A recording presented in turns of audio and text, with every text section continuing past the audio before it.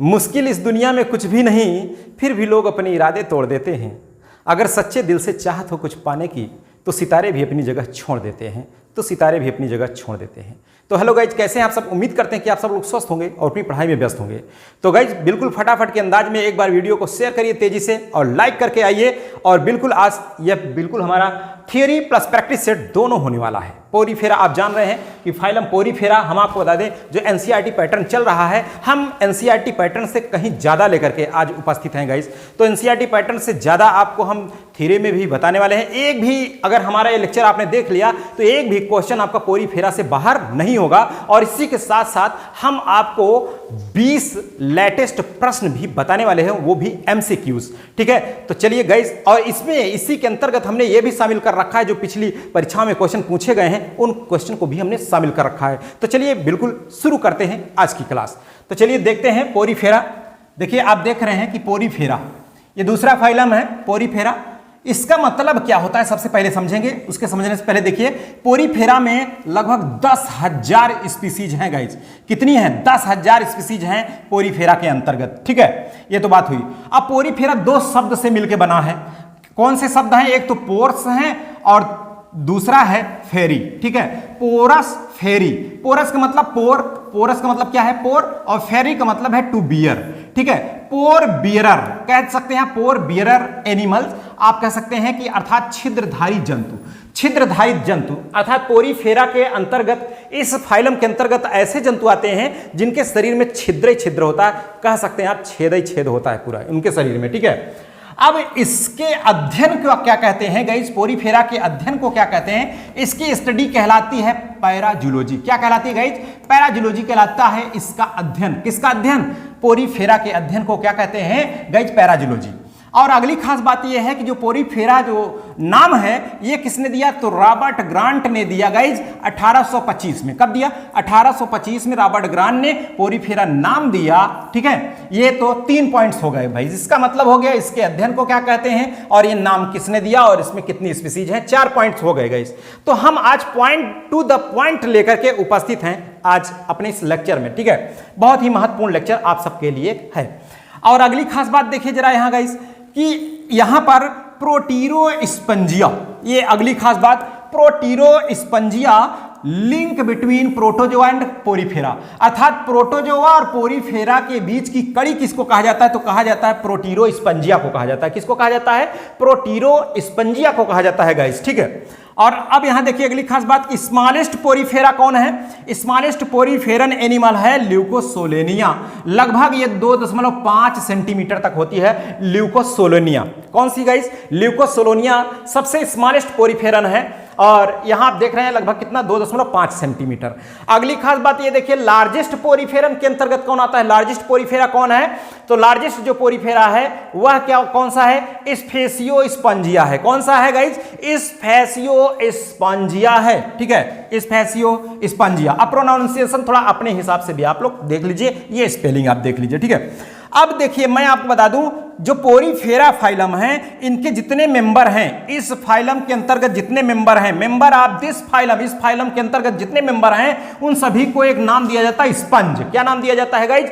Sponge. Sponge तो आप जानते हो जो सोख्ता जैसा है। इनमें जितने भी एनिमल्स हैं इनके शरीर को जो है आप ऐसे दबाइए तो स्पंज की तरह क्या होंगे? दबेंगे। क्यों दबेंगे? क्योंकि इनके पूरे शरीर में छिद्र छिद्र होता है गाइस। ठीक है, पूरा छिद्र छिद्र होता है, इसलिए स्पंज कहलाते हैं। एक नाम इनका है स्पंज। ठीक है गाइस, अब अगली बात, एक यहां साइंटिस्ट हैं, देख लीजिए कौन है? इलियास। 1765 में क्या बताया? सबसे पहले इलियास ने ही क्या बताया? इस Ilyas established the animal nature of sponge. Sponge के प्रकृति को जंतु जैसा बताया। स्पंज के प्रकृति को जंतु जैसा बताया। किसने बताया गाइज? इलियास ने बताया। ठीक है, आगे क्या है? आगे भी देखते हैं कि महत्वपूर्ण जो बिंदु हैं देख लीजिए। बिल्कुल मैं आपको बता दूं कि कुछ ज्यादा ही हमने पॉइंट्स एकदम, अगर ये लेक्चर हमारा आपने देख लिया तो इससे बाहर क्वेश्चन आपका नहीं जाएगा, एकदम श्योर है गाइस। ठीक है, एकदम श्योर है। अब देखिए यहां पर अगली खास बात क्या है? आल स्पंज आर एक्वेटिक। अभी इसके बाद मैं आपको प्रैक्टिस सेशन भी कराने वाला हूं गाइस, इसी से पूरा का पूरा जो है, और क्वेश्चन भी हम लेकर के आने वाले हैं, ऐसे क्वेश्चन जो टीजीटी पीजीटी परीक्षाओं में पूछे गए हैं वो सभी प्रश्नों को, तो आपको एक तरीके से अनुमान हो जाएगा कि इस चैप्टर से क्या है औकात उन प्रश्नों की आने की, उसका उन प्रश्नों की औकात पता चल जाएगी गाइस, ठीक है। तो ऑल स्पंज आर एक्वेटिक, सभी स्पंज कैसे होते हैं? एक्वेटिक का मतलब क्या है गाइस? जलीय होते हैं, अर्थात जल में होते हैं स्पंज। अब भाई नहीं बाहर टहलेंगे इसे, भैया हमको भी देख लो हम भी स्पंज हैं, बाहर की तरफ नहीं होंगे। तो ये सब और एक्वेटिक हैं, तो आप जानते भी हैं इसमें मोस्टली जो है अधिकांशतः जो है मैराइन होते हैं, अर्थात लवड़ी जल में पाए जाते हैं। कहाँ होते हैं?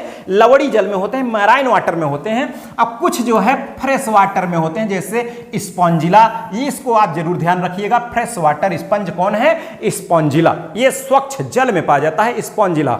भैया सबसे अलग है थोड़ा सा, ये कहता है कि मैं थोड़ा शौकीन टाइप का हूँ, थोड़ा सा अच्छा हूँ, मैं उस टाइप के खारा वारा जल में नहीं रहना चाहता हूँ, अच्छे जल में रहना चाहता हूँ, बढ़िया से, ठीक है। तो फ्रेश वाटर में स्पंजिला रहता है। अब अगली खास बात यहां देखिए, स्पॉन्जेस में बी सॉलिटरी। अब स्पंज के अंतर्गत जितने भी जो है पोरीफेरा में जंतु हैं, कुछ जो है एकल पाए जाते हैं, अकेले रहते हैं। कहते हैं भैया हम झुंड ढूंढ में हमको नहीं रहेगा, गीदड़ की तरह ही नहीं रहना है, हमको अकेले रहना है। तो अकेले में कौन रहता है भैया? साइकान। जैसे कौन? साइकान जो है सॉलिटरी एकल अवस्था में पाया जाता है, अकेले पाया जाता है। और कुछ जो है कॉलोनी बना के रहते हैं, कॉलोनी रूप में रहते हैं, आप समझ सकते हैं। जैसे ल्यूकोसोलोनिया, ल्यूकोसोलोनिया कैसा रहता है? कॉलोनियल समूह में पाया जाता है, ठीक है। अब अगली खास बात क्या है देखिए, it has cellular level of organisation. इनकी जो बॉडी का ऑर्गेनाइजेशन होता है, शरीर का संगठन होता है, वो सेलुलर लेवल का होता है। किस लेवल का होता है? सेलुलर लेवल ऑर्गेनाइजेशन, अर्थात कोशिकीय स्तर का होता है इनका शरीर बना होता है, अर्थात कोशिकाएं होती हैं। कुल मिला के हम कह दें, अब देखिए एक बात और है कि कोशिकी मतलब एक से अधिक कोशिकाएं होती, तो कह सकते हैं मल्टी सेलुलर ग्रेड ऑर्गेनिज्म होते हैं। इनका शरीर एक से अधिक प्रकार की कोशिकाओं से बना होता है। फिलहाल इसमें इसका निचोड़ क्या है? इसका मतलब यह है कि सेलुलर लेवल का संगठन इसमें पाया जाता है। तो एक कोशिका नहीं होती, कई कोशिकाएं होती हैं। अब यहां देखिए, स्पंज हैज नो टिश्यू, अर्थात अब यहां ये नहीं कि एक से अधिक प्रकार की कोशिकाएं हो गई तो एक से अधिक कोशिकाएं मिलकर के ऊतक बनाती हैं। तो यहां ऊतक लेवल का जो है टिश्यू लेवल का ऑर्गेनाइजेशन नहीं होता, सेलुलर लेवल का। बहुत इंपॉर्टेंट क्वेश्चन है ये। अगले खास बात, इनके बॉडी की बात करते हैं, इनका बॉडी, ठीक है। इनके बॉडी की अगर हम बात करें, देख लीजिए बिल्कुल। और मैं आपको बता दूं कि हर दिन जितने भी लोग जुड़े हैं हमारा, आप जानते हैं सभी लोग, व्हाट्सएप ग्रुप है, जिसका जो है व्हाट्सएप ग्रुप हम आपको बता दें क्या नंबर है भाई, 9219008522, ठीक है। ये व्हाट्सएप ग्रुप है, आप जानते हैं। जो लोग उस पर हैं, आज मैं आपको बता दूं, जितने लोग एक्टिव रहते हैं, जितने लोग लाइव रहते हैं इसी समय, जितने लोग हैं, अब आप जो है, जो अगर लेक्चर देख रहे हैं तो इस पर आप थोड़ा सा भी, अब अगर आपने कमेंट किया कि sir PDF, I want to PDF porifera PDF, ठीक है, पोरीफेरा पीडीएफ, अगर आपने कमेंट कर दिया तो मैं आज आपको इसका पीडीएफ भी दे दूंगा, भेज दूंगा इसका पीडीएफ, ठीक है गाइस। आज भेज दूंगा आज के लेक्चर में। अगर ग्रुप में नहीं भेजूंगा, ग्रुप में कुछ लोग सो रहे हैं भैया, वो जगते नहीं है, ऐसे सो रहे हैं, तो उनको हम साथ में लेकर के क्या करेंगे, वो कुल मिलाकर के एक तरीके से निगेटिविटी ही तो फैलाएंगे, तो उनको नहीं भेजेंगे। जो लाइव रहते हैं, आपको ही पता होगा, आज लाइव हैं आप लोग, तो आपको ही तो पता होगा कि आज हमको इस पे जो है लिख कर भेजना है पोरीफेरा पीडीएफ, तो मैं आपको सेंड कर दूंगा गाइस, ठीक है। चलिए, इसका पीडीएफ इतना मैं आज करूंगा, ठीक है। देखिए और लेकिन हाँ, कुछ थोड़ा सा 1-2 घंटे लग सकते हैं, लेट हो सकते हैं लेक्चर के बाद, ठीक है। थोड़ा देखिए, अब यहाँ बॉडी इसकी जो है, मैं आपको बता दी, इसका शरीर जो है एक तो एसिमेट्रिकल होता है, मोस्टली जो है एसिमेट्रिकल होता है। एसिमेट्रिकल का मतलब क्या होता है? असममित। इनके शरीर को मुख्य रूप से किसी भी प्लेन से डिवाइड नहीं किया जा सकता है कि आप ऐसे डिवाइड कर दीजिए 2 बराबर भाग में कट जाएं, ठीक है। तो इनके कुल मिला के डिवाइड नहीं हो सकता है इनका शरीर। लेकिन कुछ जो है रेडियली सिमेट्रिकल होते हैं। रेडियली सिमेट्रिकल का मतलब क्या है? जैसे ल्यूकोसोलोनिया है, इसको आप जरूर ध्यान रखिएगा, यहां पर ऐसे ही तो प्रश्न बनते हैं। अब मैंने बताया कि इनका शरीर जो है 2 भागों में डिवाइड नहीं हो सकता है, नहीं बांटा जा सकता है, उसे कहते हैं एसिमेट्रिकल। अब रेडियली सिमेट्रिकल का मतलब है, यहां ल्यूकोसोलोनिया जैसे है, किसी भी प्लेन से अगर इसे बांटिए तो 2 बराबर भाग में बांट सकता है। जैसे आप जानते नहीं कि अगर 5 यहां पंखुड़ियां आ गई, 5 पंखुड़ियां ऐसे अगर आ गई, तो अब इधर से करेंगे, इधर से तब भी देखिए 2 और आधा, इधर से करेंगे तब भी 2, आधा उधर 2 आधा इधर, ऐसा किसी भी प्लेन से अगर डिवाइड करें, ठीक है। तो ये रेडियली सिमेट्रिकल, आप ध्यान रखिएगा, ल्यूकोसोलोनिया, ठीक है। अब यहां बॉडी इसकी देखिए, अगली खास बात क्या है कि बॉडी विथ न्यूमरस माउथ, इनके शरीर में पोर ही पोर होता है, ढेर सारे छिद्र होते हैं, ठीक है। उसे आप कह सकते हैं ऑस्टिया। क्या कहेंगे उन सब छिद्रों को उनके शरीर में? जैसे मैं आपको बता दूं, यहां आप देखिए ऐसा, अब इनके शरीर में छिद्र छिद्र हैं, तो इन छिद्रों को कहते हैं ऑस्टिया। क्या कहते हैं? ऑस्टिया न्यूमरस होते हैं, ज्यादा होते हैं। एंड सिंगल एग्जिस्ट, और एक जो है यहाँ पर जो है सिंगल होता है, जो निकास होता है इसका ए, तो इसको कहते हैं क्या? ऑस्कुलम। क्या कहते हैं? ऑस्कुलम कहते हैं गाइस। एक सिंगल एग्जिस्ट होता है, इसके द्वारा बाहर होता है, इसके द्वारा इंटर किया पानी, इसके द्वारा क्या हो गया? बाहर हो गया। ठीक है, एक एग्जिस्ट होता है और न्यूमरस जो है माउथ जैसे स्ट्रक्चर अर्थात ऑस्टिया होते हैं। अब बॉडी वॉल इनकी enclose a large cavity the spongocoel अथवा paragastric cavity sorry paragastric cavity. ध्यान रखिएगा, इनका जो बॉडी वाल होता है, पूरा बॉडी वाल एक गुहा को घेरे रहता है बीच में। ठीक है, अब ये बॉडी वाल है ना, बीच में एक गुहा होती है, ऐसे ढेर सारे, तभी तो ये खुलेगा ना। इसके बीच में एक गुहा होती है, इसी को कहते हैं स्पॉन्जोसील। क्या कहते हैं गाइज? स्पॉन्जोसील कहते हैं अथवा पैरागैस्ट्रिक कैविटी कहते हैं इसी को। तो ये बहुत इंपॉर्टेंट है, इसको आप ध्यान रखिएगा। ठीक है गाइज, अब इनकी जो बॉडी वाल होती है वो डिप्लोब्लास्टिक होती है गाइज। दो इसमें जो है, एक तो बाहर की परत होती है और एक अंदर की परत होती है। तो इनका शरीर जो है डिप्लोब्लास्टिक होती है इनकी बॉडी। आगे चलते हैं गाइज, आगे देखिए, बिल्कुल बहुत ही इंपॉर्टेंट है। ये देखिए, इनका शरीर जो है डिप्लोब्लास्टिक है। तो डिप्लोब्लास्टिक मतलब इसमें दो लेयर हैं, एक आउटर कहलाती है इक्टोडर्म और एक होती है इनर, जिसे क्या कहते हैं? इंडोडर्म। तो एक बाहर की तरफ जो है उसे हम क्या कहते हैं? उसे कहते हैं इक्टोडर्म, और एक अंदर होती है उसे क्या कहते हैं? इंडोडर्म। ठीक है, इक्टोडर्म और इंडोडर्म। अब इस इक्टोडर्म को, जो बाहर की परत होती है, आप ऐसे समझिए, ये है ये। ठीक है, अभी जो बाहर की तरफ है, एक तो इसमें मैंने बताया कि एक ऐसे कैविटी भी होती है, गैस्ट्रोवेस्कुलर गैस्ट्रिक कैविटी होती है, और एक जो होती है इसी में जो है इसी को कहते हैं स्पॉन्जोसील। तो इसी को इक्टोडर्म को कहते हैं पिनाइकोडर्म। क्या कहते हैं? पिनाइकोडर्म। इक्टोडर्म अथवा पिनाइकोडर्म कह दीजिए आप गाइस, और इंडोडर्म को कह दीजिए कोइनोडर्म। क्या कह दीजिए? कोइनोडर्म। और यहाँ आप देख लीजिए, बिल्कुल जो इक्टोडर्म पिनाइकोडर्म होती है, इक्टोडर्म इसमें देख लीजिए आप कितने प्रकार की, दो प्रकार की सेल्स होती हैं, एक तो पिनाइकोसाइट्स और दूसरी पोरोसाइट। ठीक है, अभी मैं इनका स्ट्रक्चर दिखा रहा हूं, पिनाइकोसाइट और पोरोसाइट दोनों के स्ट्रक्चर दिखा रहा हूं, आप समझ जाएंगे। जो पिनाइकोसाइट्स होती है फ्लैट सेल्स होती है, चपटी होती हैं। जो पोरोसाइट्स होती हैं ये ओवल होती हैं, अंडाकार होती हैं। कैसी होती हैं? अंडाकार होती हैं। अभी मैं गाइस दिखा रहा हूं आपको। जो इंडोडर्म अथवा कोइनोडर्म होती है, ये देखिए यहां पर collar cell very very most important, अथवा इसी को कहते हैं कोइनोसाइट। क्या कहते हैं? कोइनोसाइट। कालर सेल अथवा कोइनोसाइट, यही कोइनोसाइट अर्थात ये होती है फ्लैजिलेटेड, अंदर होती हैं ऐसे ही, बिल्कुल इसके अंदर ऐसे फ्लैजिलेटेड होती हैं। ठीक है, ऐसे फ्लैजिलेटेड होती हैं जो स्पॉन्जोसील में खुलती हैं। ये देख लीजिए, बिल्कुल कैसी होती हैं? फ्लैजिलेटेड कोइनोसाइट, चोइनोसाइट कह दीजिए याद करने के लिए, चोइनोसाइट सेल्स। ठीक है, फ्लैजिलेटेड होती हैं और एक कैरेक्टरिस्टिक फीचर होती हैं किसकी? पोरीफेरा की। पोरीफेरा के मुख्य लक्षण है ये। ठीक है, कोइनोसाइट सेल्स, इस बात को जरूर ध्यान रखिए, वेरी वेरी मोस्ट इंपॉर्टेंट, बहुत ज्यादा इंपॉर्टेंट है। ठीक है, इसका कैरेक्टर क्या है? पोरीफेरा में कौन सी सेल? कोइनोसाइट सेल्स, जो फ्लैजिलेटेड होती हैं, इसी को कालर सेल कहते हैं, कैरेक्टरिस्टिक फीचर होती हैं। ठीक है, पोरीफेरा की। अब यहाँ एक खास बात यहाँ देखिए इसकी, एक तो मैं बताया अभी इक्टोडर्म और इंडोडर्म। तो इक्टोडर्म और इंडोडर्म दोनों के बीच में जो फ्लूइड होता है, मटेरियल होता है, जिलेटिनस मटेरियल, उसे कहते हैं मीजेनकाइम। क्या कहते हैं गाइज? उसे कहते हैं दोनों के बीच में मीजेनकाइम। ठीक है, जिलेटिनस मटेरियल।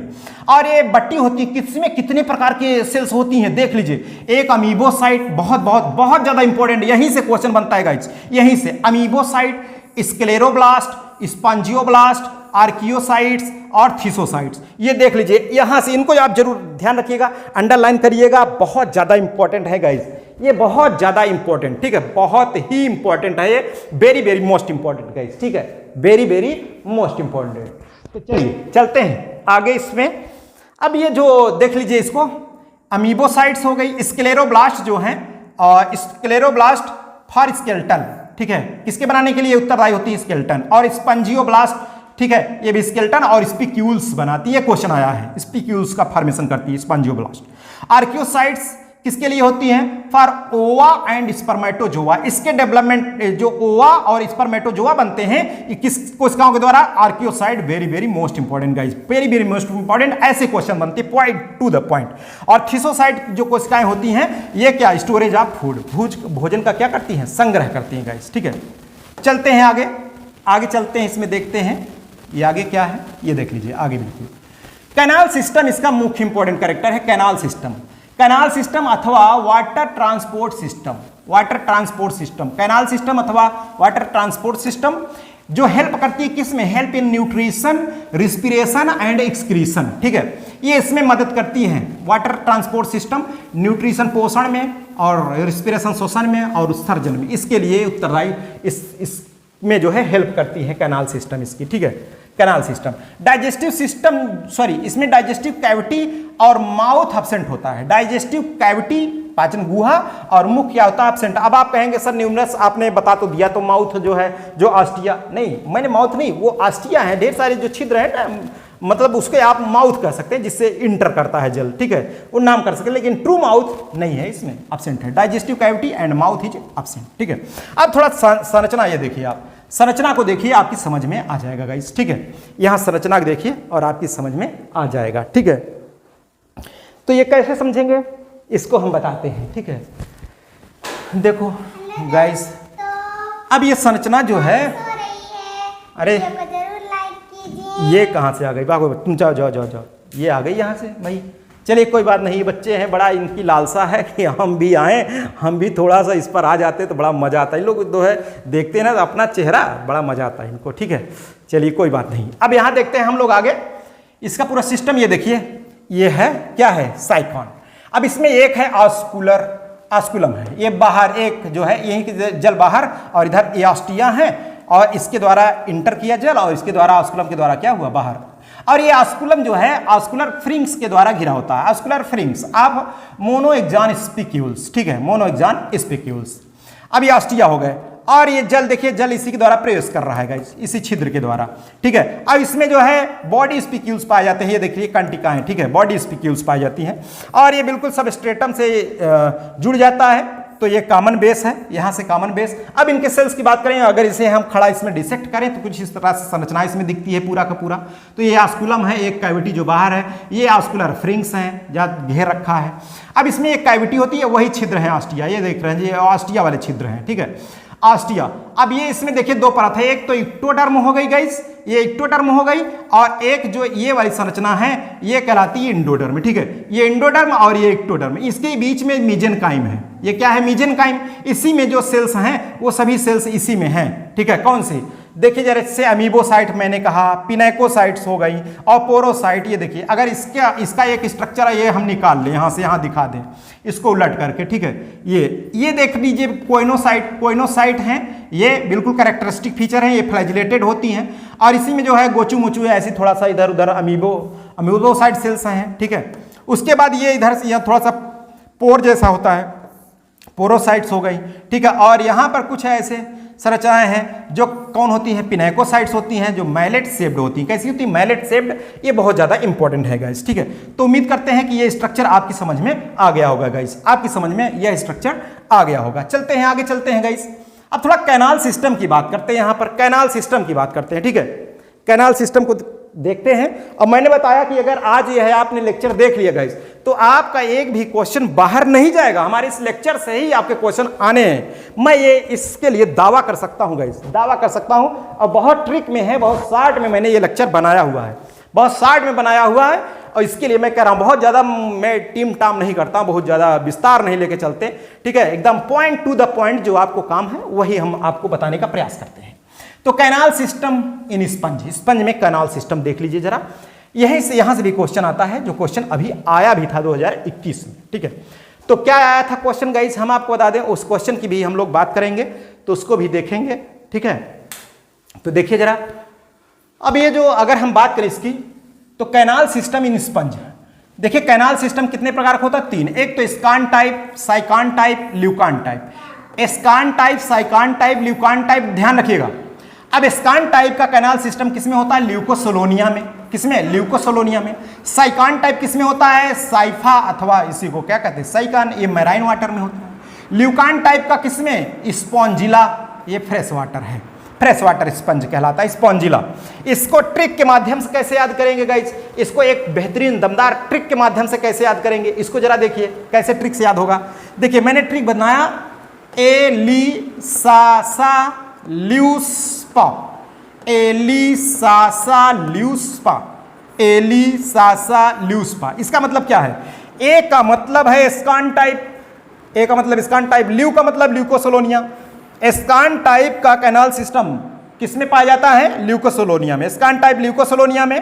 और सा का मतलब साइकॉन, सा का मतलब साइफा, ठीक है। साइकॉन टाइप किस में पाया जाता है? साइफा में, अर्थात इसी क्या कहते हैं? साइकॉन। तो ये गाइस यही आया था क्वेश्चन 2021 में। साइकॉन टाइप किस में पाया जाता है? साइकॉन में अथवा साइफा में कह दीजिए। और ल्यूकान टाइप किस में? स्पॉन्जिला में। स्पॉन्जिला, ल्यूकान टाइप किस में? स्पॉन्जिला में। तो गाइस ये आप जरूर ध्यान रखिएगा, बहुत ज्यादा इंपॉर्टेंट है, ठीक है। आगे चलते हैं, आगे बात करते हैं गाइस, देखिए जरा उसको। अब यहाँ न्यूट्रिशन की बात करें, अगर हम किसकी बात करें गाइस? अगर हम न्यूट्रिशन की बात करें तो न्यूट्रिशन इसमें होलोजोइक होता है। कैसा होता है? होलोजोइक न्यूट्रिशन इसमें देखने को मिलता है। देख लीजिए, न्यूट्रिशन जो है होलोजोइक होता है इसमें। और डाइजेशन जो है इंट्रासेलुलर होता है। कैसा होता है? Very very most important, digestion कैसा होता है? इंट्रासेलुलर डाइजेशन इसमें देखने को मिलता है। Completely in choanocyte and trophocyte. तो गाइस इंट्रासेलुलर जो होता है उसमें कंप्लीटली होता है कोइनोसाइट्स एंड ट्रोफोसाइट्स में होती है, ठीक है, ट्रोफोसाइट्स। अब यहाँ एक्सक्रीशन देखिए, एक्सक्रीशन जो है अमोनोटेलिक होता है, अर्थात इसका एक्सक्रीटरी मटेरियल क्या है? अमोनिया है, ठीक है, अमोनिया NH3।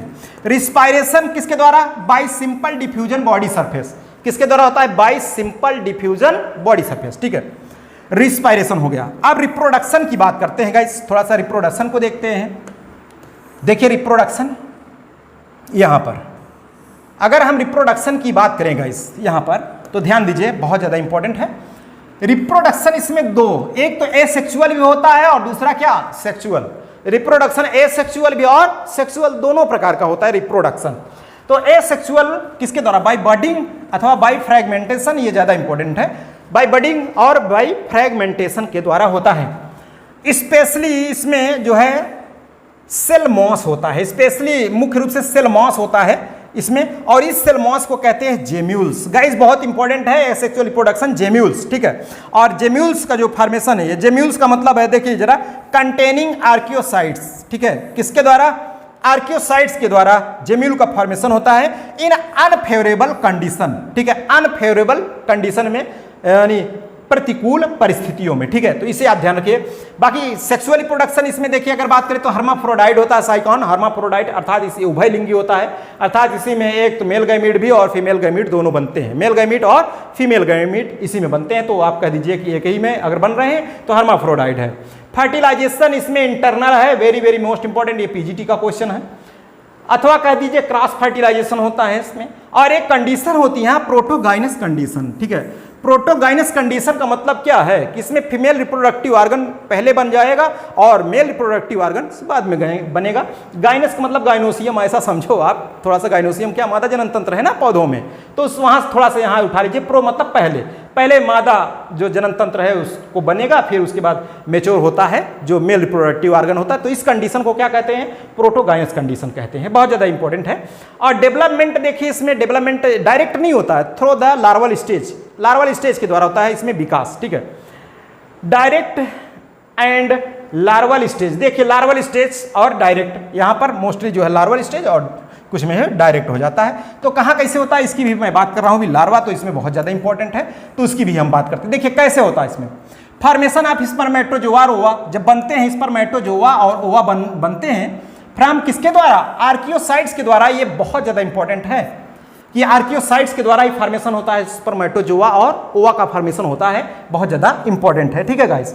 अब फर्टिलाइजेशन इसमें मैंने बताया था कि इंटरनल होता है, अंदर स्पंज थ्रो वाटर करंट, यानी दूसरे स्पंज में ये पहुंचते हैं, या तो स्पर्मेटोजोआ या ओवा एक दूसरे में क्रॉस फर्टिलाइजेशन भी हो जाता है एक दूसरे का, या उसी में हो जाएगा। तो उसके बाद क्या होता है कि स्पर्मेटोजोआ ओवा मिलते हैं तो क्या बनते हैं? जाइगोट बनता है। अब जाइगोट से क्या बनेगा? आगे क्या बनता है जाइगोट से? इसमें क्लीवेज जो होता है, क्लीवेज, ये भी क्वेश्चन आया है भैया, यहां तक पूछ लिया गया है। इसमें क्लीवेज इक्वल और होलोब्लास्टिक होता है, इक्वल और होलोब्लास्टिक, ठीक है। ये भी क्वेश्चन बन चुका है, पीजीटी का क्वेश्चन है। क्लीवेज कैसा होता है इसमें? तो इक्वल एंड होलोब्लास्टिक होता है क्लीवेज, ठीक है। उसके बाद इसमें लार्वा का जो फॉर्मेशन होता है गाइस, अगर डायरेक्ट डेवलपमेंट नहीं हो रहा है तो लार्वा के थ्रू हो रहा है। तो जो लार्वा बनता है इसमें, तो लार्वा इसमें देखिए, लार्वा एम्फीब्लास्टुला लार्वा बनता है किसमें? साइफा में, ठीक है, या साइकान में कह दीजिए एम्फीब्लास्टुला लार्वा होता है। यही इंपॉर्टेंट क्वेश्चन है, यही इंपॉर्टेंट क्वेश्चन है। और पैरेनकाइमुला लार्वा किसका है? ल्यूकोसिलोनिया का। ये भी क्वेश्चन आ चुका है भैया। पैरेनकाइमुला लार्वा किसका है? ल्यूकोसिलोनिया का है, या कह दीजिए ल्यूकोसिलोनियम कौन होता है? पैरेनकाइमुला लार्वा, ठीक है। स्टीरोगैस्ट्रुला किसका है? आप लोग कमेंट करते रहिए, तब तक मैं आपको दिखा रहा हूं। उसके बाद देखिए लार्वा के बाद क्या होता है? फ्रॉम ऑस्कुलम के द्वारा आउटसाइड हो जाता है। फिर जैसे अंदर स्पंजोसिल्क से क्या हो जाता है? ऑस्कुलम के थ्रू बाहर हो जाता है और नए स्पंज को बनाता है, ठीक है। किसको बनाता है गाइस? नए स्पंज को बनाता है, ठीक है। वह यूप्लेक्टेला। अब क्लासिफिकेशन थोड़ा देख लीजिए, मैं इसलिए शामिल कर लिया कि काफी ज्यादा इंपॉर्टेंट ये भी है इस क्लासिफिकेशन गाइस, इसलिए ताकि मैंने बताया कि हमारे इस लेक्चर से आपका एक भी क्वेश्चन छूटेगा नहीं अगर ये आपने लेक्चर देख लिया तो, ठीक है। थोड़ा संख्या और बढ़ाइए गाइस। देखिए हर दिन डेली पाने के लिए आप, हमारी एनर्जी आप हैं, आप सबकी संख्या है मेरी एनर्जी, ठीक है। मैंने बताया कि 140 प्लस जिस दिन हो जाएंगे उस दिन से बिल्कुल आपको सब हर तरीके से मैं आपको कंप्लीटली जो है स्टडी मटेरियल दूंगा और पीडीएफ दूंगा, सब कुछ करूंगा, ठीक है। लेकिन आज तो पीडीएफ दूंगा। मैंने आपको बताया, एक बार फिर से बता दे रहे हैं कि व्हाट्सअप नंबर आप जानते हैं जो कि 9219 क्या है? 9219 008522। इस पर ग्रुप में नहीं, आप इस पर आप लिख करके भेजिए कि कौन सा क्या लिखेंगे? पोरीफेरा पीडीएफ, पोरीफेरा पीडीएफ, ठीक है। आपको चाहिए तो मैं आपको दे सकता हूं गाइस। इतना हम जब इतनी मेहनत कर रहे हैं तो इतना भी कर सकते हैं, ठीक है। लेकिन हाँ, उन्हीं के लिए इसलिए मैं कह रहा हूं ग्रुप में नहीं भेजूंगा। ग्रुप में बहुत लोग सो रहे हैं, मैं बार बार बता रहा हूं, सो रहे हैं तो उनको भी निकालने की प्रोसेस हमारा जारी है। वो चिन्हित कर रहे हैं, उन्हें जल्द ही निकाल करके बाहर कर देंगे, ठीक है। चलिए, वो एकदम आ जाते हैं, सोचते हैं जो मैटर आएगा मुझे तो मिलेगा ही, क्या मतलब है उसको, तो देखते ही रहेंगे। लेकिन ऐसे लोगों को साथ में लेकर चलने की आदत नहीं है, ठीक है। देखिए classification on the basis of skeleton. अगर जिसको नहीं पसंद लग रहा हो लेक्चर भैया वो छोड़ के जा सकते हैं, कोई जोर जबरदस्ती नहीं है, कोई दबाव नहीं है। मैं आपको बता रहा हूं इसलिए क्योंकि इतना करने में, आप जिस दिन इतना कर लो ना, छांट लो, तो पता चल जाएगा कितनी मेहनत होती है। थोड़ी सी भी मेहनत करने की आदत नहीं है तो टीजीटी पीजीटी की तैयारी करना व्यर्थ है, बेकार है। आजकल बहुत सारे लोग हवा में चलते रहते हैं भैया, उनके पास ये पैसा है तो सोचते हैं कि हम चलेंगे, परीक्षा आने दीजिए और 2-4 महीना हो जाए, क्रैश कोर्स वाले लेंगे हम उनसे। जो गुरुजी कौन फेमस है इस समय हो, थोड़ा बता दीजिए। ऐसे पूछेंगे अपने दोस्तों से, इस समय किसका ले लें? ग्रुप में और फेसबुक पे हर जगह सोशल मीडिया में लिखेंगे कि बायोलॉजी की बेस्ट कोचिंग टीजीटी पीजीटी के लिए कौन है, कोई बता दे। अब अंधे की तरह कोई उनको अगर लिख दिया कि ये कोचिंग बढ़िया है तो फीस कितनी है इनकी, भैया उतना फीस लेकर के 4 लोगों को बिना एडमिशन लिए, बिना पढ़े, तुरंत फिर दूसरों को बताएंगे कि अरे वो कोचिंग है, बड़ा दमदार है, बड़ा अच्छा है, इतना फीस है, लो भैया हम फीस दे दिए, अब मैडम जी हमको ये दे दीजिए, और गुरुजी ये दे दीजिए, सर जी हमको पंडित जी दे दीजिए। अब सोचेंगे कि हमको खाना बना बनाया मिल जाएगा, मेहनत नहीं करना पड़ेगा, हमारा सिलेक्शन हो जाएगा। तो आप लोग बताइए क्या सिलेक्शन इतने हो सकता है ऐसे? अगर ऐसे होने लगे तो सब घूमते टहलते रहे, अपना काम देखते रहें, और अंत में जब परीक्षा है तो 2 महीने का क्रैश कोर्स करें, 3 महीने का, और तुरंत सिलेक्शन ले लें। क्या मतलब है इतना परेशान होने के? 2-2 साल लगे रहते हैं, एक क्वेश्चन निकालते रहते हैं, अपनी हैंड राइटिंग में नोट्स बनाते हैं गाइस। तो ये खेल नहीं है बच्चों का, इसमें तेल निकल जाता है अच्छों का, आप लोग जानते हैं, ठीक है। टीजीटी पीजीटी आप टीचर बनने जा रहे हैं गाइस, ठीक है। तो हर तरीके से आपको मेंटेन होना होगा, कि हर तरीके से आपको मेहनती बनना पड़ेगा, ठीक है।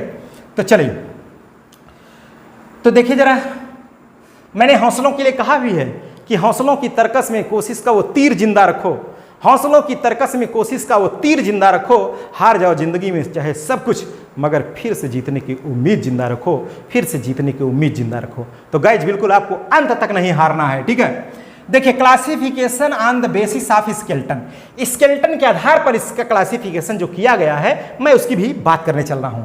इसे 3 क्लास में डिवाइड किया गया है। कितने क्लास में? देखिए एक बार और बता दें, जो हमारा पुराना लेक्चर देखे होंगे उनको मिलेगा पुराना लेक्चर इसी प्रकार से, ठीक है। लेकिन अब मैं थोड़ा नया पैटर्न लेकर के आ रहा हूं, और जल्द ये भी एनसीईआरटी पैटर्न चल रहा है, फटाफट केवल हम इनको लेके खत्म कर रहे हैं, फाइलम, उसके बाद जीनस भी चलेगा, समझ रहे हैं, इसकी नस पकड़ेंगे हम लोग। तो देखो क्लास 3 है, एक तो है कैलकेरिया, दूसरा हेक्साक्टिनिलिडा है, और तीसरा है डेमोस्पॉन्जिया, ठीक है। तो कैलकेरिया, हेक्साक्टिनिलिडा और डेमोस्पॉन्जिया। तो कैलकेरिया के अंतर्गत कौन है? ल्यूकोसिलोनिया है। ये भी क्वेश्चन बन जाता भैया, ल्यूकोसिलोनिया किस क्लास में रखा गया है? तो कैलकेरिया में। साइफा किसमें अथवा साइकान किसमें है? कैलकेरिया में। साइकान का दूसरा नाम क्या है? अर्न स्पंज, या कह दीजिए अर्न स्पंज किसे कहते हैं? साइकान में। तो आप बताइए कितने क्वेश्चन एक जगह आपको देखने को मिल रहे हैं, ठीक है, ठीक है। हेक्सएक्टिनिलिडा, इसमें देखिए इसका एग्जांपल यूप्लेक्टेला है, जिसे वीनस फ्लावर बास्केट कहते हैं। क्या कहते हैं? यूप्लेक्टेला को वीनस फ्लावर बास्केट कहते हैं गाइस, वीनस फ्लावर बास्केट।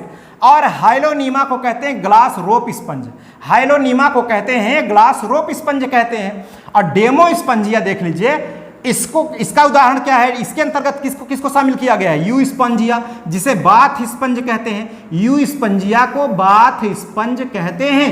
और यू स्पॉन्जिला, स्पॉन्जिला है। और इसी में शामिल है क्लियोना, क्लियोना जिसे बोरिंग स्पंज कहते हैं। क्लियोना को क्या कहते हैं, बोरिंग स्पंज। और ये मोती उद्योग को नुकसान भी पहुंचाता है ना, इसको क्षति भी पहुंचाता है भाई, बोर कर देता है सीधे, ठीक है, समझ रहे हैं, उसमें बोर कर देता है, बोर मतलब होल कर देता है, सीधे नष्ट कर देता है, बोरिंग स्पंज क्लियोना। अच्छेलाइना, इसे मरमेड्स ग्लोब कहते हैं, मरमेड्स ग्लोब कहते हैं गाइस, ठीक है। एक खास बात और है अभी, इस कैलकेरिया के अंतर्गत जो कैनाल सिस्टम होता है वो एस्कान और साइकान होता है। और हेक्साक्टिनिलिडे के अंतर्गत जो है क्या होता है कैनाल सिस्टम, एस्कान और साइकान। और इसके अंतर्गत क्या होता है, ल्यूकान। कौन सा, ल्यूकान, ठीक है। अब आगे चलते हैं हम लोग गाइस, थोड़ा सा बात करते हैं, देखते हैं क्या सिस्टम है। थोड़ा सा एक सिस्टम और है यहाँ पर कि वाटर करंट इन ल्यूकोसोलोनिया, ल्यूकोसोलोनिया में वाटर करंट का करेक्ट पाथवे क्या है उसको देख लीजिए। पहले डर्मल ऑस्टिया में जाएगा वाटर, फिर गैस्ट्रल ऑस्टिया में जाएगा, फिर स्पॉन्जोसिल कैविटी में जाएगा, फिर ऑस्कुलम के द्वारा बाहर निकल जाएगा। ऑस्कुलम के द्वारा क्या हो जाएगा, बाहर निकल जाएगा गाइस। तो ये जो है आप देख रहे हैं, तो इतना है गाइस, ये पूरा मैं आपको जितना बताया हूँ।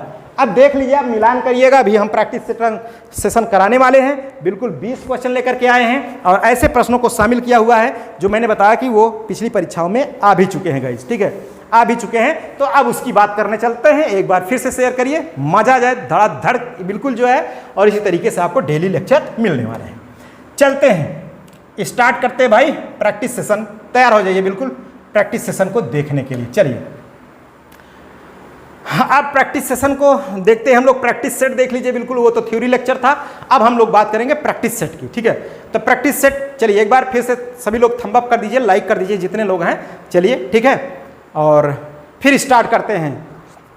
मैंने आपको बताया कि बस एग्जाम, जिन्होंने फॉर्म अप्लाई किया, एग्जाम आने वाला है, वो बिल्कुल तैयार हो जाइए आप लोग गाइस, ठीक है। बिल्कुल उसमें कोई जो है ढीला ढवाली की बात ना करें। पहला क्वेश्चन, क्वेश्चन नंबर 1 आ गया यहाँ, क्वेश्चन नंबर 1। तो देखते हैं क्वेश्चन नंबर 1 क्या कह रहा है, साइकान में किस प्रकार का कैनाल तंत्र मिलता है।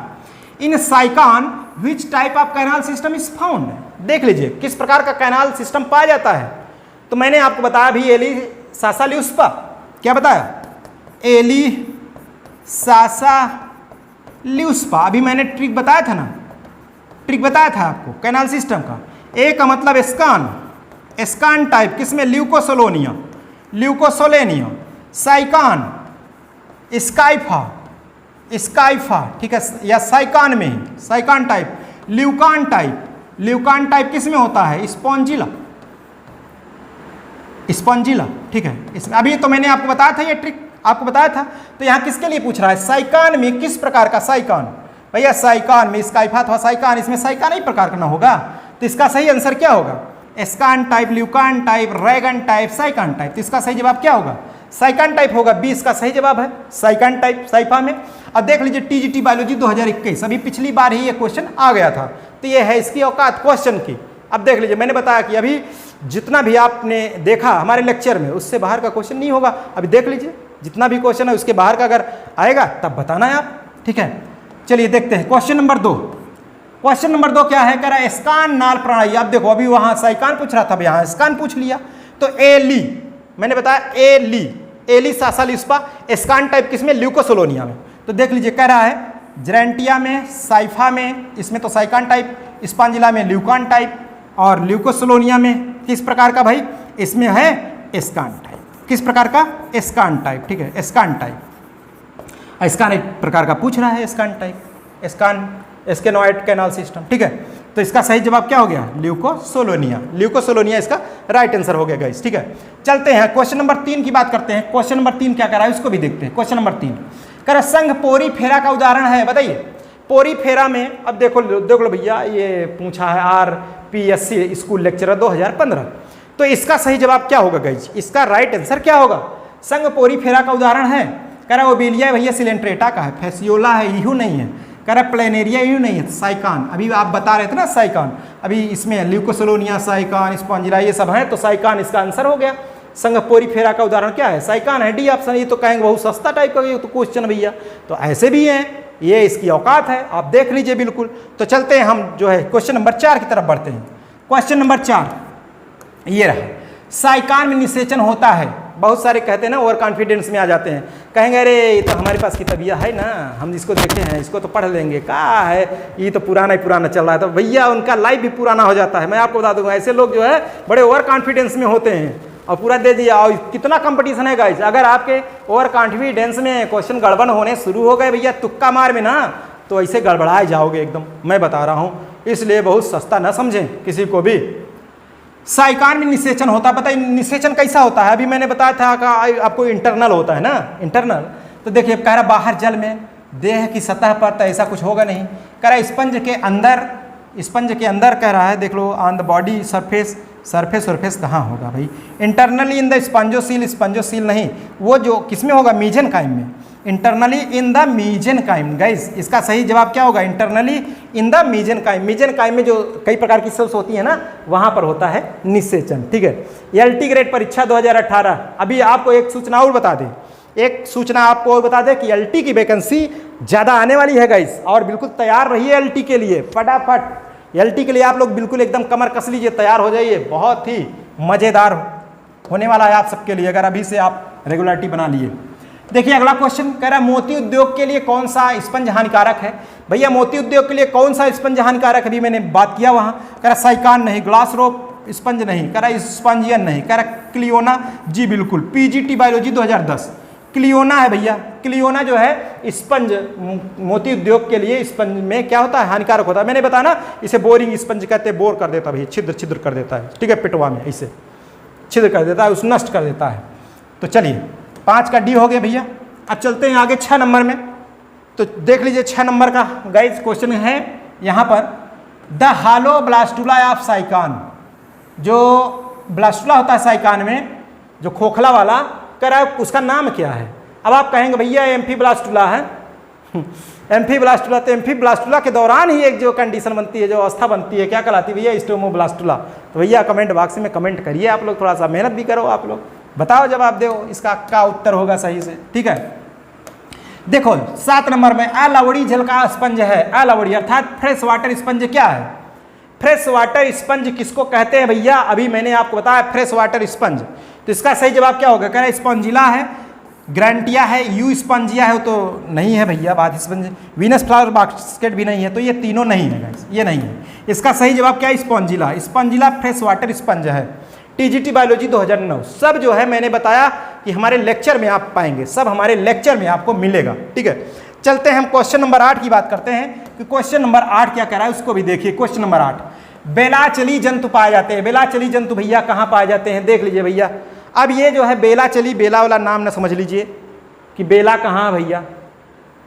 Littoral form of animals is found, कह रहा है बेलाचली जंतु कहाँ पाया जाता है? लिटोरल फॉर्म, जंतु का लिटोरल फॉर्म कहाँ पाया जाता है? कह रहा है स्वच्छ जल में नहीं, गहरे समुद्र में भैया, ये तो होगा नहीं, समुद्र की तली में नहीं, समुद्री जल में किनारों की ओर, जी बिल्कुल समुद्री जल में किनारों की ओर।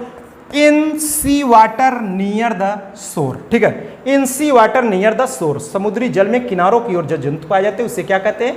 बेलाचली, बेलांचली जंतु कहते हैं, ठीक है, लिटोरल फॉर्म ऑफ एनिमल, ठीक है। तो इसका सही जवाब क्या हो गया? B number. चलते हैं 9 की तरफ चलते हैं कि 9 नंबर का क्वेश्चन क्या कर रहा है, उसको भी देखते हैं। 9 नंबर में स्पंजों में कंटिकाएं बनती हैं। लो भैया, स्पंज में कंटिकाएं किसके द्वारा बनती हैं? Spicules. Spicules of sponges are formed by, spicules of sponge are formed by, ठीक है। अर्थात स्पंज में कंटिकाएं किसके द्वारा बनती? कह रहा पोरोसाइट के द्वारा नहीं, पिनेकोसाइट के द्वारा, कह रहा थीसोसाइट के द्वारा, कह रहा है स्क्लेरोब्लास्ट। तो बताइए इसका सही जवाब क्या है भैया? टीजीटी बायोलॉजी 2009, यहां पर भी देख लीजिए क्वेश्चन आया हुआ है, तो इसका करेक्ट जवाब क्या होगा? स्क्लेरोब्लास्ट। क्या होगा भाई? स्क्लेरोब्लास्ट इसका राइट आंसर है। 9 का सी हो गया। अब चलते हैं क्वेश्चन नंबर 10 की तरफ बढ़ते हैं कि आखिर क्वेश्चन नंबर 10 क्या कह रहा है, इसको भी देख लीजिए। The principal cell types present in the body wall of Leucosolenia. Leucosolenia के जो बॉडी वॉल है उसमें जो है मुख्य कितने प्रकार की सेल्स पाई जाती हैं उसकी बॉडी वॉल में? मैंने बताया इसके जो बॉडी वॉल है, अगर बॉडी है तो इसमें एक तो जो हो गया इक्टोडर्म और एक इंडोडर्म, बीच में मीजेनकाइम होता है गाइस। क्या होता है? मीजेनकाइम होता है। मीजेनकाइम में ही कई प्रकार की सेल्स होती हैं, तो देख लीजिए कितने प्रकार की सेल्स होती हैं, बताइए जरा। पिनेकोसाइट्स होती हैं, हाँ जी बिल्कुल होती हैं कहेंगे आप।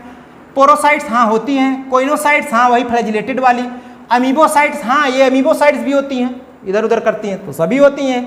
अच्छा और भी देख लीजिए क्या कुछ अंतर तो नहीं है। पिनेकोसाइट, कोइनोसाइट, अमीबोसाइट, नेफ्रोसाइट तो होती नहीं है गाइस, इसलिए ये नहीं होगा। करेक्ट। कोइनोसाइट, नर्व सेल कहाँ होती है भैया? इसमें नहीं। करेक्ट। कोइनोसाइट, पोरोसाइट, नेफ्रो, ये भी भैया ये भी। तो इसका सही जवाब क्या है? ए नंबर इसका राइट आंसर है। 10 का क्या हो गया? ए नंबर इसका सही जवाब है। आगे चलते हैं गाइस 11 नंबर पर। 11 नंबर का क्वेश्चन क्या कर रहा है उसको देखिए। कर रहा है निम्न में से ल्यूकोसलोनिया किस वर्ग का है? भैया ल्यूकोसलोनिया किस वर्ग का है? अभी मैंने आपको बताया था लेक्चर में। कर आप the following leucosolenia belong to which class? देख लीजिए भाई, ल्यूकोसलोनिया किस वर्ग का है? बताइए किस वर्ग का है ल्यूकोसलोनिया? इसका सही जवाब क्या होगा? कह रहा कैलकेरिया का है, डेमोस्पोंजिया का है, हेक्साक्टिनेलिडा का है कि होमोसिला का है? तो इसका सही जवाब क्या है? कैलकेरिया। क्या है गाइस? कैलकेरिया। ठीक है, कैलकेरिया इसका राइट आंसर है। ये देख लीजिए, ये देखिए क्वेश्चन टीजीटी बायोलॉजी 2021 में 2 क्वेश्चन आपको मिले, यहाँ से 2 क्वेश्चन मिले आपको देखने को। ठीक है, यहाँ से एक तो कैनाल सिस्टम आपको देखने को मिला साइकान में, ठीक है, साइकान टाइप का। स्काइफा में आपको कैनाल सिस्टम देखने को मिला साइकान में, और एक क्वेश्चन मिला आपको ल्यूकोसलोनिया किस वर्ग का है। तो दोनों क्वेश्चन यहाँ पर फंसे ना, ऐसे इतनी इसकी औकात है तो भैया जितना लेक्चर में मैंने बना दिया उससे ज़्यादा नहीं होने वाला है। ठीक है, चलते हैं क्वेश्चन नंबर हम 12 की बात करते हैं कि आखिर क्वेश्चन नंबर 12 क्या है उसको भी देख लेते हैं। देखिए 12 नंबर का क्वेश्चन उसे क्या कहते हैं? कह रहा है जानवर जो समुद्र के तल में रहता है क्या कहलाता है? कह रहा है animals which live at the bottom of the sea are called. कह रहा है लेंटिक, लोटिक, बेंथिक, पेलेजिक। पेलेजिक तो जो गहराई में होता है उसे पेलेजिक कहते हैं गाइस। थोड़ा पानी पी लें आप लोग, इसका कमेंट बॉक्स में कमेंट करिए, इसके उत्तर क्या होगा बताइए। थोड़ा सा हम भी पानी पी लें guys.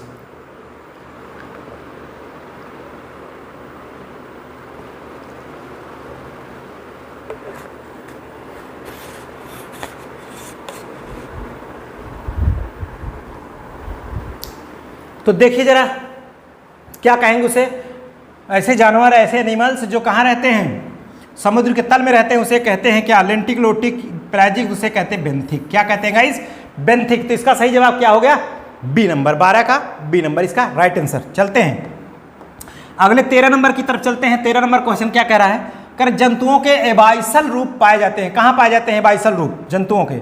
Abyssal form of animal are found in. कहाँ पाए जाते हैं? कर डीप सी में, dark area of the sea, कर the area of the sea where the water is quite and almost still, the sea where all the above ecological conditions exist. ठीक है, गहरे समुद्र में, समुद्र के अंधकार युक्त भागों में, समुद्र के उन भागों में जहां जल स्थिर तथा शांत होता है, समुद्र जहां उपरोक्त सभी परिस्थितियां होती हैं। तो इसका सही जवाब क्या होगा 13 नंबर का? गाइस बताइए 13 नंबर का। तो बिल्कुल इसका राइट आंसर क्या होगा गाइस? कमेंट बॉक्स में कमेंट करिए, क्या डीप सी होगा? ये चलते हैं आगे, बिल्कुल डीप सी। 14 नंबर का क्वेश्चन क्या कर रहा है उसको भी देखते हैं। 14 नंबर का क्वेश्चन कह रहा है bath sponge is. Bath sponge किसे कहते हैं? कह रहा है यूप्लेक्टेला, स्पॉन्जिया, गार्गोनिया और वेलेला। ठीक है, टीजीटी बायोलॉजी 2011 में बड़े जटिल क्वेश्चन आए थे गाइस, बहुत जटिल क्वेश्चन आए थे। मैं आपको सभी क्वेश्चन पेपर आपको एक बार मैं सॉल्व कराने वाला हूं क्वेश्चन पेपर। ठीक है, डिस्कशन करने वाला हूं किस किस का, 2011 का भी और 2013 का भी। टीजीटी 2011, टीजीटी 2013, टीजीटी 2016 और टीजीटी 2021। ये चारों मैं आपको कराने वाला हूँ। टीजीटी पेपर भी और पीजीटी सब कराने वाला हूँ गाइस। टीजीटी भी और पीजीटी ये सभी मैं कराने वाला हूँ सब। इसके साथ एलटी 2018 का भी कराने वाला हूँ। एलटी 2018 का भी क्वेश्चन पेपर कराने वाला हूँ। तो कितने क्वेश्चन पेपर होंगे? 9।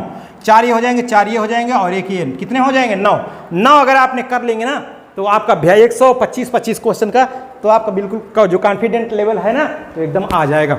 ठीक है, मजा आ जाएगा गाइस। ठीक है, तो देखिए 14 नंबर का क्वेश्चन क्या कर रहा है? हाँ, बाथ स्पंज किसको कहते हैं? यू स्पॉन्जिया को कहते हैं। किसको कहते हैं भाई? यू स्पॉन्जिया को कहते हैं। तो इसका राइट आंसर क्या हो गया? सी नंबर हो गया। ठीक है, 14 का। 15 नंबर चलते हैं। 15 नंबर में क्या है देख लीजिए। 15 नंबर का क्या है इसका आंसर?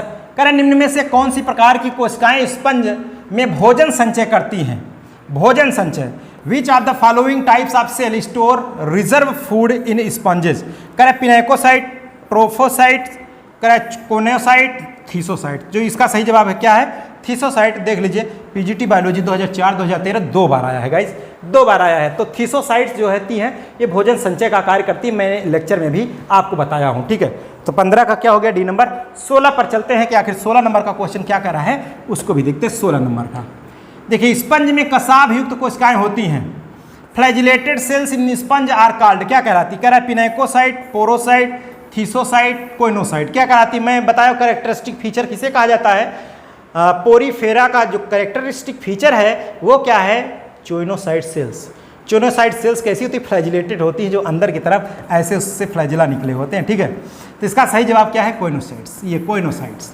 ठीक है, तो 16 का क्या हो गया? बी नंबर हो गया गाइस, 16 का बी। अब 17 नंबर का क्वेश्चन क्या कर रहा है उसको भी देखते हैं। 17 नंबर का देखिए, 17 नंबर का क्वेश्चन देखिए, कह रहा है किसके कारण स्पंज में पुनर्जनन की क्षमता होती है? भैया बहुत इंपॉर्टेंट, ये दोबारा रिपीट हो सकता है। देख ले टीजीटी बायोलॉजी 2016, भैया 2016-2021 दोनों एक महीने के अंतराल में हुए थे एग्जाम, दोनों समझ रहे हैं, 15 दिन 1 महीने के अंतराल में।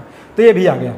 कह रहा है power of regeneration in sponge is due to, किसके कारण हो? कह रहा है थीसोसाइट, अमीबोसाइट, स्क्लेरोब्लास्ट, आर्कियोसाइट। जी बिल्कुल, आर्कियोसाइट के कारण है। ये सही जवाब है सी नंबर। ठीक है, 17 का क्या हो गया? सी नंबर। 18 पे चलते हैं कि 18 नंबर का क्वेश्चन क्या कर रहा है उसको भी देखते हैं। सिलिका में कंटिका के निर्माण के लिए सिलिका किसके द्वारा निष्कर्षित किया जाता है? कह रहा है स्पंज द्वारा संश्लेषित किया जाता है, सहजीवी शैवालों द्वारा किया जाता है, जीवाणुओं द्वारा, स्पंज द्वारा समुद्री जल से निष्कर्षित किया जाता है। Silica for the formation of siliceous spicules. तो भैया इसका सही जवाब है डी नंबर।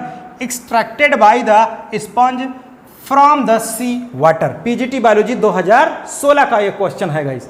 18 नंबर का क्या हो गया? डी नंबर हो गया 18 का। 19 पर चलते हैं कि आखिर 19 का क्वेश्चन का आंसर क्या होगा? 19 देखिए, 19 कह रहा है पैरागैस्ट्रिक कैविटी। पैरागैस्ट्रिक कैविटी जो गुहा होती है उसका दूसरा नाम क्या है? देख लीजिए भाई, उसका दूसरा नाम क्या है उस गुहा का, जो ऐसे गुहा पाई जाती है बाहर इस ऑस्कुलम के द्वारा खुलती है? पैरागैस्ट्रिक कैविटी के अंदर नेम ऑफ, कह रहा है सीडोसील, सिलोम, गैस्ट्रोवेस्कुलर कैविटी, कह रहा है स्पॉन्जोसील। तो इसका सही आंसर क्या है? स्पॉन्जोसील। TGT biology 1999। स्पॉन्जोसील किसका नाम है? पैरागैस्ट्रिक कैविटी का दूसरा नाम है गाइस। ठीक है, तो देख लीजिए। अब चलते हैं हम लोग क्वेश्चन नंबर 20 पर। क्वेश्चन नंबर 20 क्या कह रहा है उसको भी देखते हैं। क्वेश्चन नंबर 20 देखिए, क्वेश्चन नंबर 20 क्या कह रहा है इसको भी देख लीजिए। ठीक है गाइस, देखिए और इसका फटाफट कमेंट करिए, जवाब दीजिए इसका सही जवाब क्या होगा। ठीक है, इसका सही जवाब क्या होगा? समुद्री अखरोट किस संघ में आते हैं बताइए? समुद्री अखरोट कह रहा सिलेंट्रेटा में, स्पंज में, टीनोफोरा हेमिकार्डेटा। भैया पीजीटी बायोलॉजी 2011। समुद्री अखरोट सी वालनट बिलोंग टू फाइलम, किस फाइलम से बिलोंग करता है? ठीक है, देख लीजिए बताइए। अब आप सोच रहे होंगे चल रहा है यही पोरीफेरा, तो पोरीफेरा ही होगा, ऐसा नहीं। इसका सही जवाब क्या है? टीनोफोरा। क्या है? Ctenophora guys. ठीक है, टीनोफोरा है। तो गाइस ये आप सबके लिए जो है मैं 20 क्वेश्चन भी लेकर के आया और आपके लिए लेक्चर लेकर के भी आया। इसे आप नोट करिए और बिल्कुल मैंने बताया कि जो लोग जुड़े हैं हमसे और वो आप कमेंट करिएगा। आज तो मैं PDF आपको दूंगा, मैंने आपसे बताया, वादा किया। तो चलिए गाइस, ये लेक्चर आप सबके लिए कैसा रहेगा? हर दिन की जो क्लास शुरुआत है मैंने बताया कि संख्या, हमारी ऊर्जा आपकी संख्या है गाइस। हमारी ऊर्जा क्या है? आप लोगों की संख्या है। तो आप लोग क्यों नहीं फैलाते, क्यों नहीं शेयर करते? भैया लाइक वाइक कर दीजिए, थोड़ा सा मेरा भी मनोबल बढ़ा रहेगा। तो आपको इससे भी बेहतरीन कंटेंट देने वाले हैं और बता दे पूरा निचोड़ ले करके आपके लिए आते हैं। बकैती करने का कोई वो नहीं है हमारे पास। भैया एक तो पकड़ लीजिए, वही 10 घंटे का वीडियो बनाइए और चलता रहे, आप लोगों को उल्लू बनाते रहें। एक दिन जो है ये कराएं, एक दिन वो कराएं, एक दिन वो कराएं, एक चैप्टर में पोस्टमार्टम करा दें। ऐसा हमारे पास सिस्टम नहीं है। फिलहाल हमारा जो सिस्टम है आप लोगों को कैसा लग रहा है? अगर ये आप लोगों के लिए लाभदायक है तो जोरदार मोटिवेशनल थॉट के साथ कमेंट करिए।